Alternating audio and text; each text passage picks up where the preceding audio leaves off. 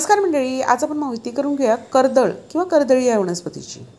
ही वनस्पती बागेमध्ये शोभेसाठी लावली जाते, कारण हिची फुलं तर सुंदर आहेत, त्याचबरोबर पाने आणि वनस्पतीचा आकारसुद्धा छान आहे।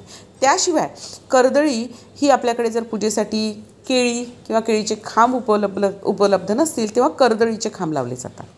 तर चला या कर्दळीची माहिती करून घेऊया। कर्दळी ही वनस्पती कॅनेसी कुळातील आहे। याचे मूळ वेस्ट इंडियामधील आहे। कर्दळ ही बहुवर्षीय औषधी वनस्पती आहे। कर्दळीचे जमिनीखालील खोड असते, त्याला मूळ खोड असे सुद्धा म्हणतात। हे खोड जाड असते आणि जमिनीवरील खोड साधारण मीटरभर उंचीचे असतात। पाने ही साधी असतात, मोठी पाने आहेत आणि पानांचा आकार छान आहेत। फुले अनियमित लाल, शेंद्री, पिवळ्या आणि हल्ली तर विविध रंगांमध्ये तुम्हाला कर्दळी मिळते। मिश्र रंगाची सुद्धा कर्दळी असते। फुले गेली की तिथे बिया येतात। बिया छोट्या छर्यासारख्या असतात।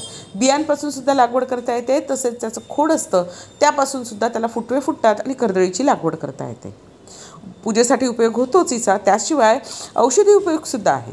लघवी साफ करणारी, त्याचवर उत्तेजक म्हणून वापरलं जातं। स्वेदकारी आहे। जखमेवर हिचे बियांची पावडर लावली जाते, पूजेसाठी वापरतात आणि बियांपासून दागिने सुद्धा करतात।